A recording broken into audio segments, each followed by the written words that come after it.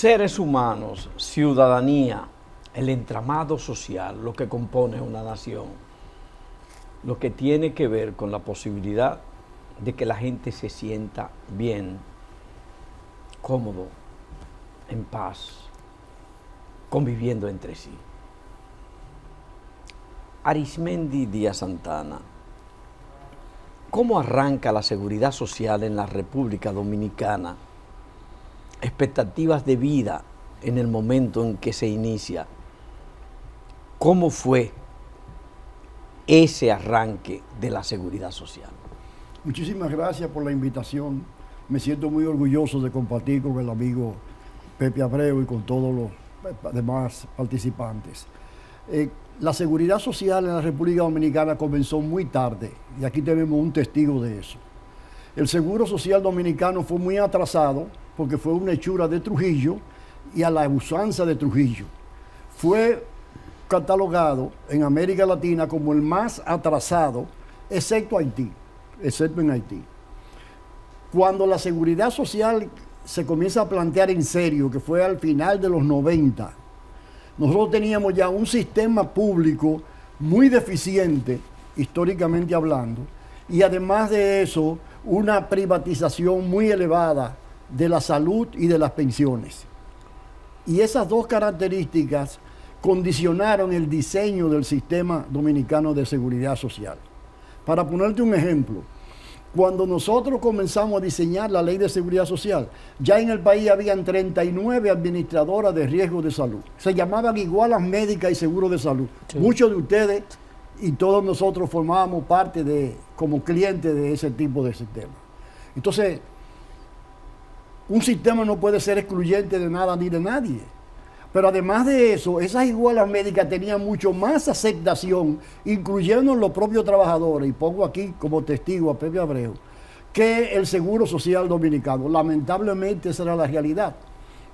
Entonces eso dio como resultado que tuviéramos que diseñar en el campo de la salud un sistema mixto, con participación privada y pública. Porque anteriormente a eso se habían intentado 4 esfuerzos de reforma del Seguro Social, pero todas enfocadas a fortalecer más un sistema ineficiente que encarnaba el Seguro Social.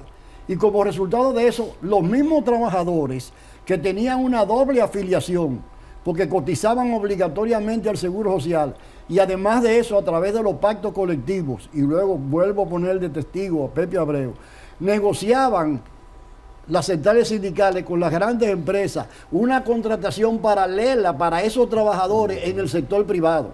Esa fue la realidad que nosotros encontramos y por esa razón la seguridad social tiene esa característica. Ahora bien, cuando nosotros comenzamos a diseñar la seguridad social nos dimos cuenta de lo siguiente. En República Dominicana era necesario una doble reforma simultánea, una reforma para aumentar la cobertura, porque el Seguro Social solamente tenía un 6% de la población afiliada, y ahora necesitamos llegar al 100% de la población, por un lado. Y por otro lado, los servicios públicos de salud, tanto del Seguro Social como de salud pública, eran muy malos. Por lo tanto, había que impulsar una reforma paralela para aumentar la calidad y oportunidad de los servicios.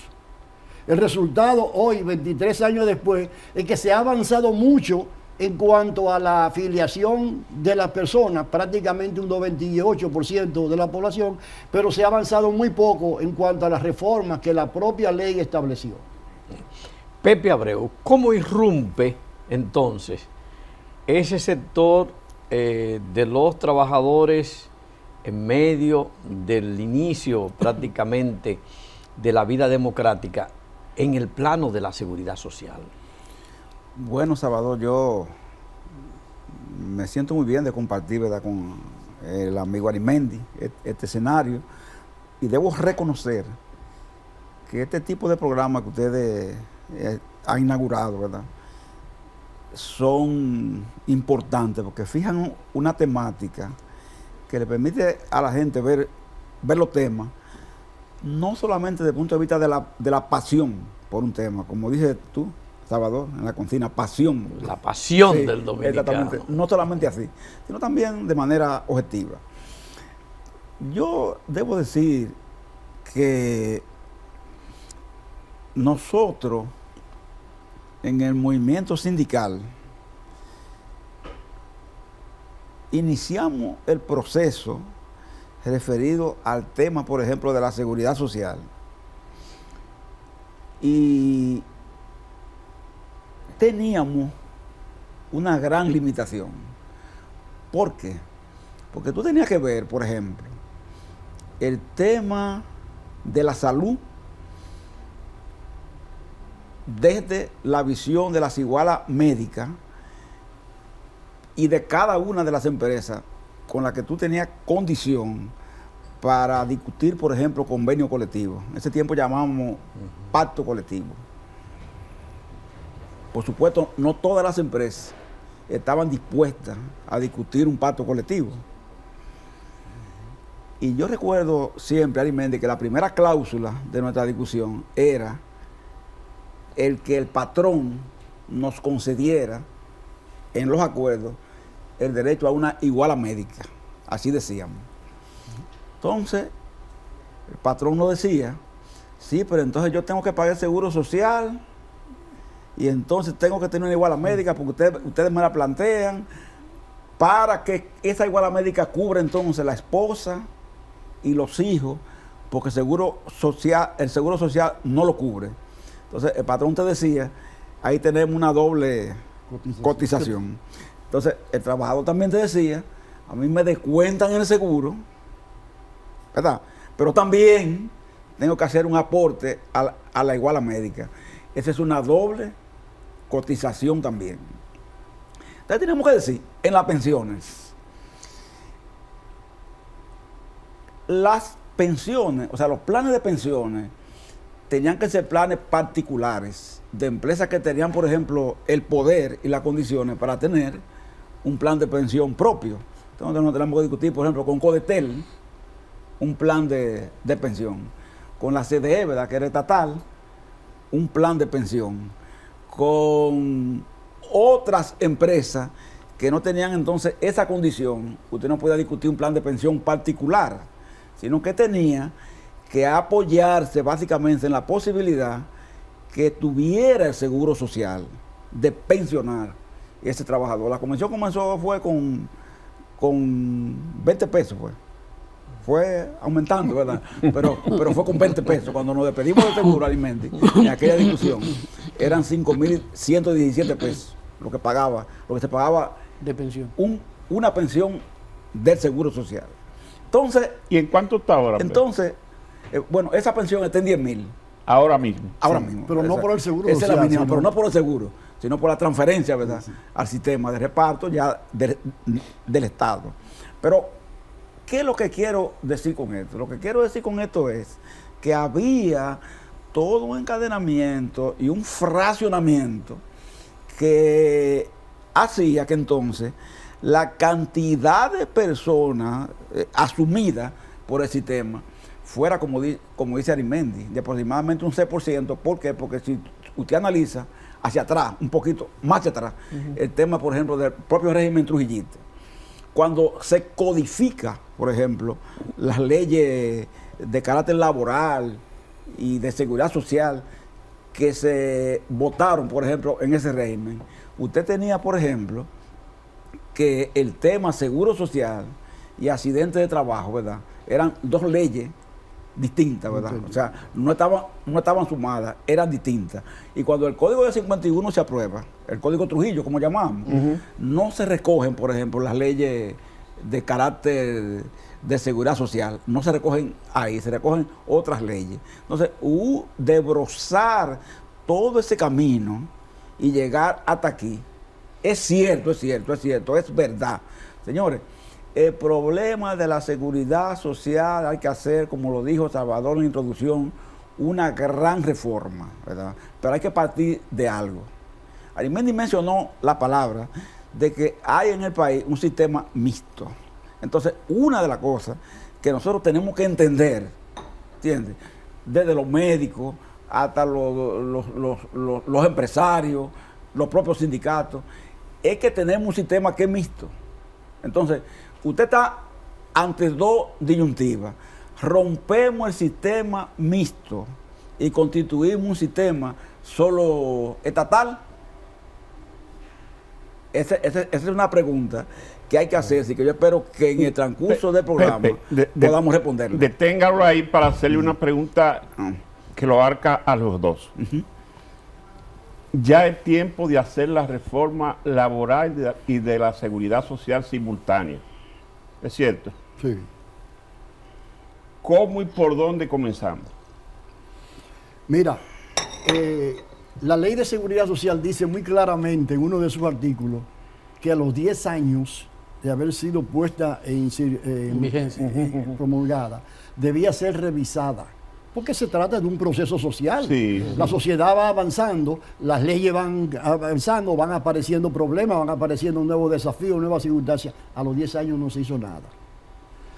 Vinieron los primeros 20 años, tampoco se hizo nada. A los 21 años se creó una comisión bicameral del Congreso Nacional. Ustedes recordarán porque son buenos comunicadores. Duraron 2 años haciendo talleres, yéndose a hacer retiros a grandes centros turísticos, esas cosas, y evacuaron un proyecto de ley que se cayó el mismo día que lo propusieron por lo irreal y unilateral del asunto. Ahora bien, nosotros creemos que en materia de salud, para mejorar la suerte del dominicano que nos está escuchando ahí, que tiene muchos problemas de salud y muchas insatisfacciones con el sistema, no hay que modificar la Ley de Seguridad Social. Porque como yo dije ahorita, las reformas que plantea la Ley de Seguridad Social, ninguna se ha hecho. Ni hay atención primaria de salud, ni hay plan básico de salud, no hay acceso por niveles de atención a los servicios de salud. No hay seguro garantizado para los pensionados y jubilados, seguro de salud garantizado. O sea, hay una serie de situaciones. Bueno, hay un copago que es ilegal. Lo digo yo y pongo como testigo nuevamente a mi amigo Pedro. Hay un solo copago que establece la Ley de Seguridad Social, que es el 30% para los medicamentos. Todo lo demás, amigos televidentes, cuando usted va y el médico le cobra una diferencia, eso es ilegal. Cuando le van a hacer un análisis de laboratorio y le cobran el 20%, eso es ilegal. Cuando le van a hacer unos estudios especiales, eso es ilegal. Cuando lo van a internar y le cobran dinero, eso es ilegal. De modo que, fíjese, ¿y por qué existe? cumpliendo con la ley y eliminando esas ilegalidades, la población estaría plenamente satisfecha. ¿Qué limita a los empresarios o a los actores y al gobierno a que no se cumpla esa disposición, esa ley? Bueno, porque como yo señalé al principio, cuando nosotros comenzamos a diseñar la ley, ya la salud no, la enfermedad era un gran negocio en este país y sigue siendo un gran negocio. Si ustedes analizan, y no quiero ser negativo, pero si ustedes analizan la realidad antes de la ley y después de la ley, en materia de calidad de los servicios, sobre todo el servicio público, no hemos avanzado nada. ¿Cuál de nosotros se atreve a ir a un hospital público a recibir algún servicio? No. Si nos llevan de emergencia. Pero ese no era el objetivo de la ley. Yo sé. El objetivo de la ley era fortalecer al sector público para que pudiera competir en condiciones ventajosas con el sector privado y eso dé un balance más adecuado para la población y reduzca el gasto de bolsillo. No hay ninguno de esos porque el gasto de bolsillo por sí solo se explica. Pero don Freddy, sí, Salvador, cuando hizo la pregunta, él relacionó las dos leyes, porque en realidad en este momento están en debate las dos reformas. Sí. Están en debate las reformas a la seguridad social y en debate la reforma al código laboral. Sí. Entonces, por eso lo planteé juntos. Él lo relaciona, ¿verdad? Y lógicamente tienen algunos puntos que evidentemente son coincidentes. Por ejemplo, yo le voy a decir algo. Uno de los temas que nosotros hemos tenido en este nivel es uno que Arismendi frecuentemente saca a relucir. Y ese es el tema referido a la incompetencia, ¿verdad?, que se ha demostrado desde el sector público. Entonces tú dices, ¿y por qué esta incompetencia? Si son los mismos médicos. Para hablar, claro, ¿verdad que sí? De los médicos. Son los mismos médicos que prestan un servicio aquí y uno allí. ¿Sí o no? Sí, sí. Son los mismos, ¿entiendes? Entonces, usted dice, ese especialista, ¿verdad? Ese especialista de excelencia, ¿verdad?, que me tiene vivo aquí, ¿entiendes? Y que yo veo pagando una consulta de 6,000 pesos, ¿entiendes?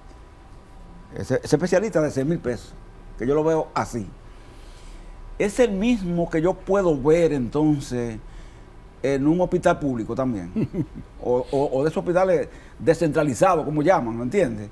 Que también son públicos, pero porque se financian con fondos públicos, pero son descentralizados, ok, son autogestionarios, como se dice, porque cobran. Entonces usted dice, ¿y por qué el trato en un lugar es uno y en otro es otro?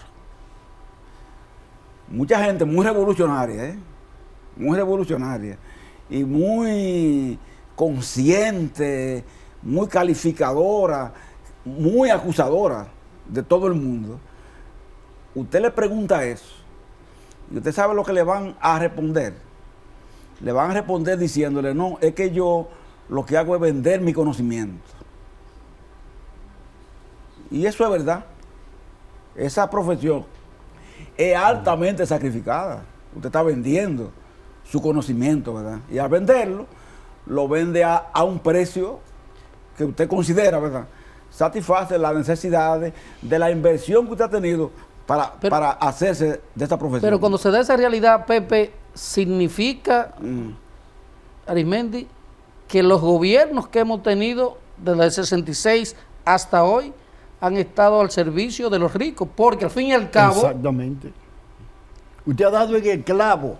Esa es la respuesta del billón de dólares. Nosotros tenemos 10 gobiernos diferentes, 7 presidentes, y en definitiva han estado haciendo más de lo mismo siempre.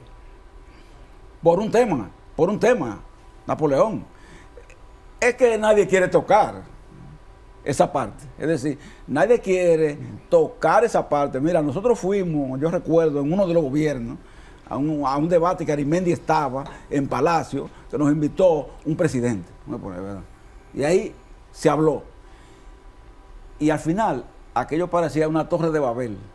¿Tú ves? Porque en definitiva, todo terminó como ese anteproyecto que refiere a Arismendi, que está referido al informe que rinde la comisión bicameral que preparó, en definitiva, el resultado de lo que fue en las reuniones conjuntas entonces de las dos cámaras. Entonces cuando tú lees, ¿verdad?, el resultado, Napoleón, de ese informe bicameral y lo que ahí dice, tú te encuentras con que si la ley tiene defecto, el informe bicameral lo que hace es que aumenta la confusión, y los defectos de la propia ley no lo mejora. Entonces, ¿qué hay que decir? ¿Qué hay que decir aquí? Mira, aquí hay que decir en este programa, lo que es así, que el sistema de seguridad social, señores, en todos los sentidos, tenemos que entenderlo. Es un tema de Estado. De Estado. No quiere decir que no participe el sector privado. No, que participe, ok, que participe en todo lo que tenga que participar. Porque no vamos tampoco a caer en el otro extremo. Sabemos que está ahí. Y sabemos que la gente, inclusive, como Arismendi dice, mi misma gente que yo he organizado, confía. Si tú le hablas a ellos de quitarle, por ejemplo, el seguro privado, y que tú lo vas a trasladar, por ejemplo, para un hospital público, te van a decir que no, te destituyen de los cargos, si tú le dices eso, ¿verdad? Porque esa gente está impuesta a un trato y demás asuntos, que ellos entienden que ahí en ese sector privado, ellos tienen un mejor escenario que en el público. Sí, entonces, esas personas actúan así. Ahora bien, Lo importante es, Salvador, que aunque intervenga el sector privado, el Estado cumpla Tiene su que rol cumplir, así mismo. y lo rija. Usted no puede